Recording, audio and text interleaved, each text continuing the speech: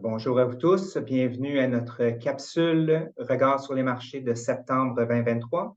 L'heure des choix, je suis Patrick Beaudoin, vice-président marché institutionnel. Je suis accompagné de Martin Delage, notre chef des placements mondial. Bienvenue Martin. Bonjour Patrick. Allons-y de ce pas. En fait, on a intitulé notre capsule l'heure des choix pour les banques centrales. Donc, est-ce qu'on continue à augmenter les taux d'intérêt? Et aussi l'heure des choix pour nous du côté des investissements. On va en parler un petit peu plus loin.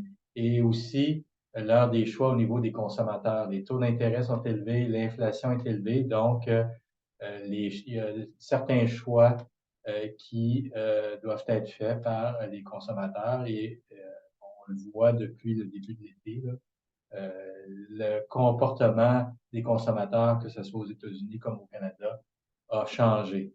Donc, on le sent plus prudent. Et un exemple, en fait, le taux d'épargne aux États-Unis. Vous avez ici le graphique du taux d'épargne. Donc, ce qu'on constate, c'est que l'épargne qui a été accumulée lors de la pandémie, actuellement, elle est au plus bas. Donc, le taux d'épargne est au plus bas.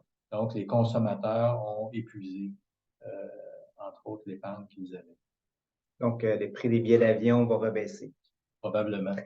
Et on peut mentionner aussi, vous avez le graphique aux États-Unis ici, mais au Canada, c'est la même chose également. Donc, les ressources du côté de l'épargne qui ont baissé.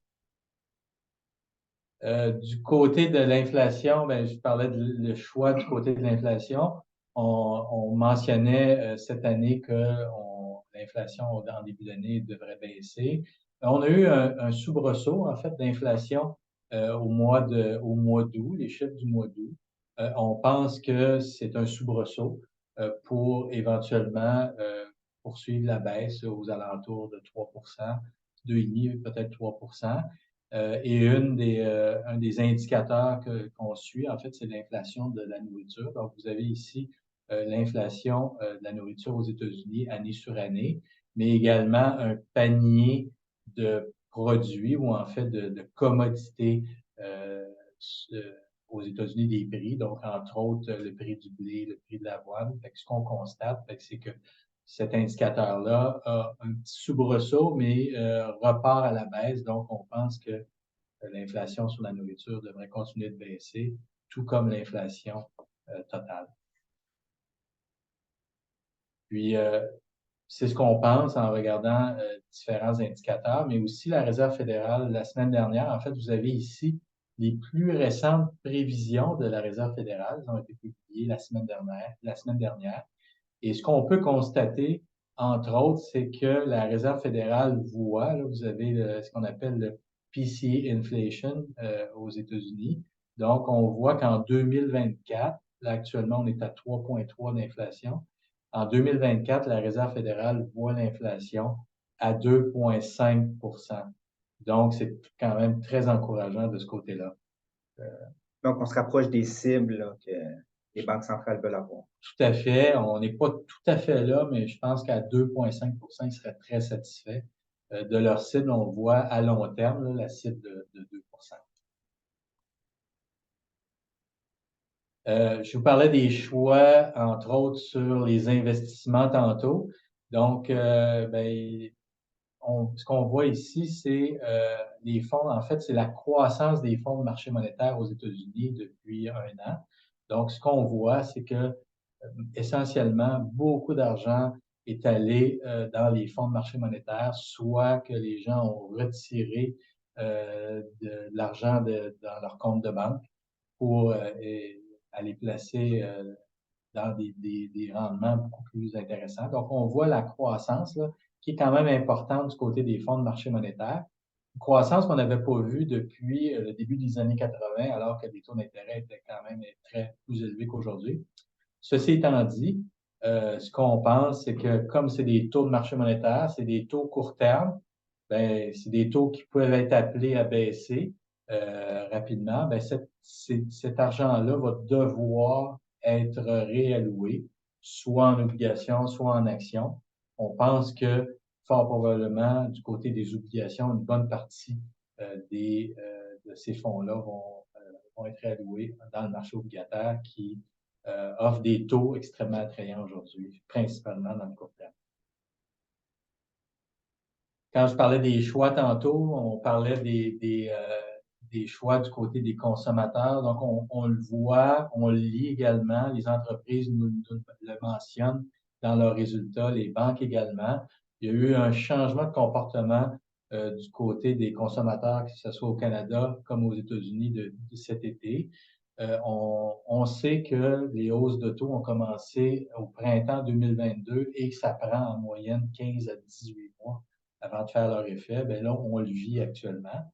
Puis, quand on regarde les taux hypothécaires aux États-Unis, bien, les taux 30 ans, qui sont les taux sur lesquels les gens empruntent pour acheter une maison, bien, ce qu'on constate, c'est que les taux hypothécaires aux États-Unis sont au plus haut depuis 2000. Donc, c'est quand même majeur. Donc, ça va avoir un effet important sur l'économie américaine et sur un ralentissement également. Donc, on est tout près de 8 Donc, les nouveaux acheteurs américains et ceux qui veulent se refinancer leur hypothèque pour investir ou acheter des biens vont être plus affectés. Tout à fait. C'est sûr que ceux qui ont déjà une hypothèque ne payent pas 8 évidemment, mais pour les nouveaux acheteurs et les vendeurs, c'est quand même un taux quand même élevé qui va freiner. En fait, on le voit déjà, qui va mettre un frein dans le secteur de l'immobilier. Puis on a la même chose au Canada. Bien, c'est la même chose également au Canada. Quand on regarde les taux d'intérêt, bien, premièrement, ce qu'on peut constater, c'est la vitesse à laquelle ça, c'est les taux hypothécaires publiés en fait par la Banque du Canada. Donc, c'est le taux hypothécaire 1 an et 5 ans au Canada. Donc, la ligne jaune, c'est le taux 1 an. Donc, on est près de 8 sur le taux hypothécaire canadien 1 an. Donc, il faut retourner quand même assez loin au début des années 2000 pour voir un taux court terme aussi élevé, mais également le taux 5 ans qui est aux alentours de 6 actuellement. Donc, c'est des taux élevés et c'est des taux qui fait que les paiements hypothécaires augmentent. Donc, c'est un ralentissement dans le secteur de l'immobilier, mais aussi du côté des emprunteurs actuellement qui vont devoir choisir au niveau des dépenses sur des taux d'intérêt très élevés. Oui, surtout que le prix de l'immobilier canadien est quand même assez élevé. Là. Donc, on renouvelle avec des taux qui ont qui ont pratiquement doublé. Donc, exactement. Puis, ben, je parlais le changement des comportements des consommateurs. Ben, on le voit de façon concrète au Canada.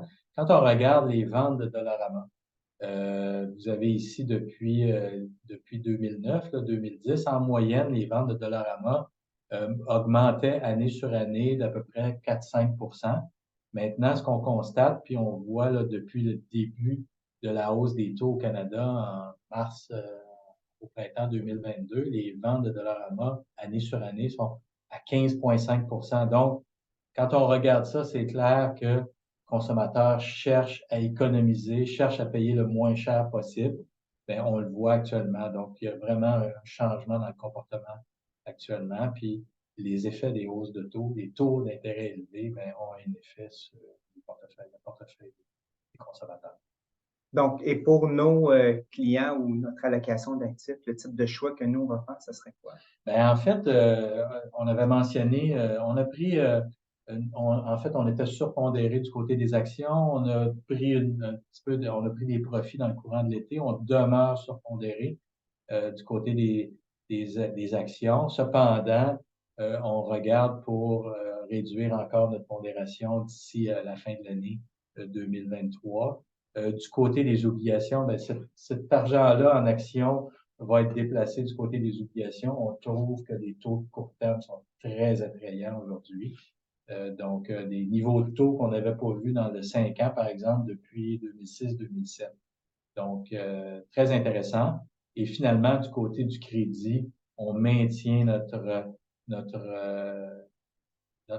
prudence. On est prudent compte tenu des écarts relativement serrés. Donc, on augmente la qualité des crédits dans notre portefeuille. Merci beaucoup, Martin. Merci beaucoup à tous. Si vous avez des questions, n'hésitez pas à communiquer avec nous. Ça va nous faire plaisir d'y répondre. Donc, au plaisir de vous revoir le mois prochain.